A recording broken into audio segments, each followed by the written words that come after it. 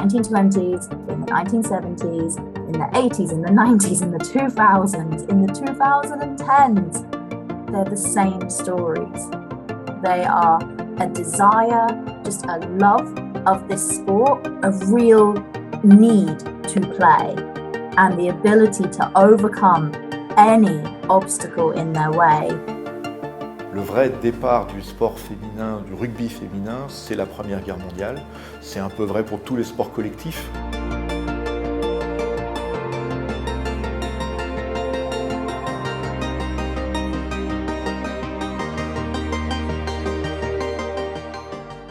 On dit que la première joueuse, elle s'appelait Emily Valentine, la voilà.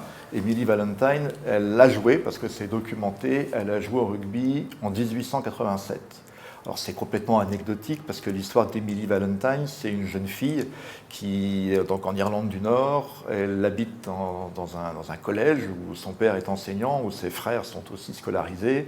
Et un jour, elle a envie de jouer au rugby depuis longtemps, elle se déguise en garçon, elle joue avec l'équipe de l'école, elle marque un essai. Et tout ça, on le sait parce qu'en fait, elle l'a écrit dans ses mémoires. C'est suffisamment important pour qu'au musée du rugby, par exemple, on célèbre Emily Valentine. On a même réalisé un buste qui la représente dans une des vitrines du musée.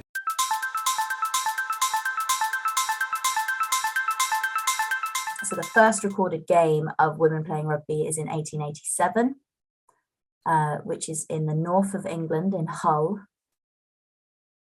And it is a game put on as an exhibition, possibly by performers, so sort of traveling performers.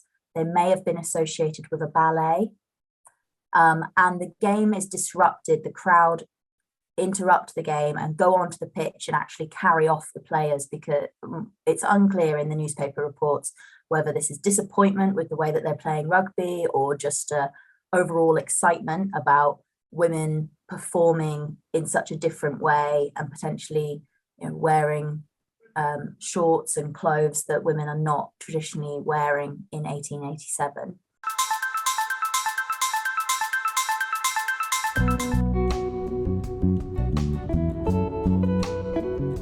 Je vous ai proposé de venir au Stade Élisabeth, dans le sud de Paris, près de la Porte d'Orléans, parce que c'est là, sur cette pelouse, que pour la première fois, des femmes ont décidé de jouer au rugby, ont monté une équipe et ont inventé la pratique du rugby féminin en France. Donc c'est le terrain du Femina Sport, dont la responsable du rugby, qui s'appelait la doctoresse Marie Oudrey, ici, donc créé le rugby féminin. On est sur un club qui a créé la pratique, qui a fait beaucoup pour le développer, donc qui a aidé à créer des équipes, d'autres équipes en France, qui a organisé des démonstrations, des déplacements du côté de Lille, du côté de Toulouse, du côté de Bordeaux, en plein d'endroits différents, et donc qui est vraiment le moteur de cette période de rugby féminin. Donc c'est un sport qui va prospérer, championnat de France, championnat de Paris, plusieurs dizaines d'équipes, et qui trouvera un peu son apogée à la fin des années 20. The fact that Femina Sport, as a omnisport women's club, had access to the Stade Elisabeth, so they had their own stadium. And I think that's really key, that the women had control over a space, so they could choose what activities to participate in. Whereas in other spaces that were particularly more controlled by conservative male voices.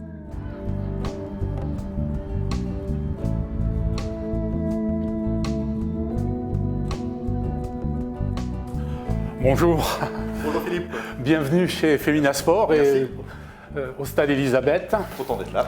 Bien des choses ont changé depuis 1912, année de création de Femina. Il y eut cet âge d'or entre les deux guerres où le Femina Sport fut probablement l'un des plus grands clubs sportifs français, avec une émancipation féminine qui a été remarquable. Aujourd'hui, nous demeurons un club important du sud de Paris, du 14e arrondissement.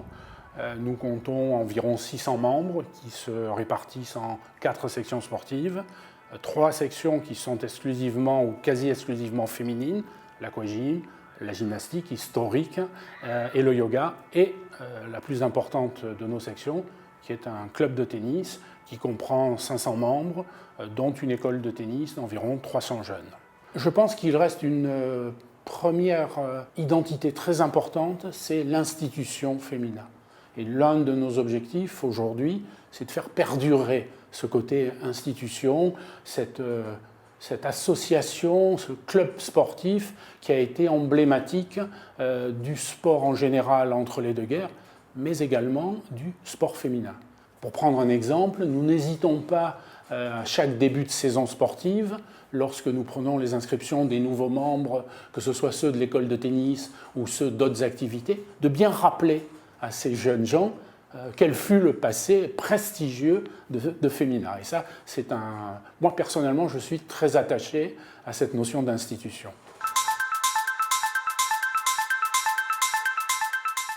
Là, on a une photo de l'équipe du Femina avec les deux personnes qui ont créé le rugby féminin en France. La docteure Marie Oudré, qui est la capitaine de l'équipe, qui a le ballon là, et avec elle André Thioret, qui est un demi-mêlée international du SCUF. Et donc tous les deux, ils ont adapté les règles du rugby pour qu'ils soient adaptés à la pratique féminine. On joue à 12 joueuses, on joue sur un terrain qui est un peu plus petit, qui fait environ 60 sur 80. C'est un sport où on n'a pas le droit au coup de pied, on plaque à la taille. On joue les mêlées, on joue avec 5 joueuses en mêlée, mais elles sont simulées, elles ne sont pas poussées. She used her medical knowledge to state, I have said this is safe for young girls and women to participate in. Dr Marie Oudré est explicitement féministe, elle fait partie des groupes féministes et elle a expliqué quelquefois dans ses écrits que la barrette donne l'opportunité aux femmes de s'exprimer physiquement et ça devrait montrer aux gens, au public français, that women have power. If they are physically powerful, they should have social power. Barrette was a big chance in the eyes of Marie Oudré, who did a lot of developing of the sport, to say, fuck you, to that system. Voici maintenant que le rugby, baptisé Barrette, a vu se constituer des équipes de femmes. Ça, c'est de la douce folie. La Fédération française de rugby a fort justement interdit à ces clubs de mettre leur terrain à la disposition d'équipes féminines, ne voulant, sous aucun prétexte, se prêter à des exhibitions qui n'ont rien à voir avec le sport. On a des paroles très fortes du côté des ministères, du côté de la presse, de la presse générale. Donc les supporters sont assez peu nombreux, donc il leur faut beaucoup d'énergie et beaucoup de persévérance pour arriver à continuer leur pratique. I think that the adaptation to Barrette is very, very clever and it's a good way of maintaining the game. But also it maybe is a reason why women's rugby doesn't develop broader at this point, because only the French women are playing Barrette.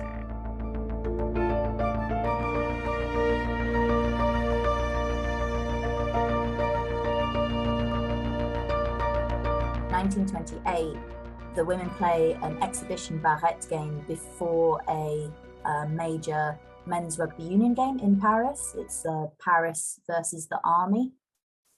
Sort of a big charity match every year. Donc 8000 personnes qui assistent à un match de rugby féminin, c'est une assistance qu'on retrouvera jamais au XXe siècle. Je pense qu'il n'y a aucun match, même du côté de l'équipe de France des années 1990, où on a autant de monde au stade. À partir de là, en 2 ans, c'est fini.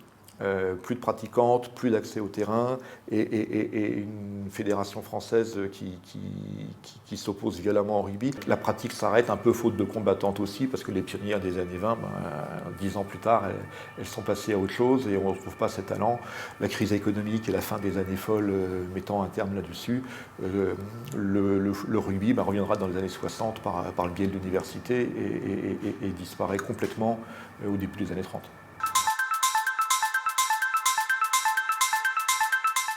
I think they come from a place of changing society, relates particularly in France with the French social history of the student rebellions of the 1960s. There's a lot of social change. There are many received and false medical ideas about what women can achieve physically and what women should be achieving physically, because the role of woman is to be a mother. These are ideas that have really penetrated the consciousness of whole countries, and they are taught in schools, and that takes a really long time to change.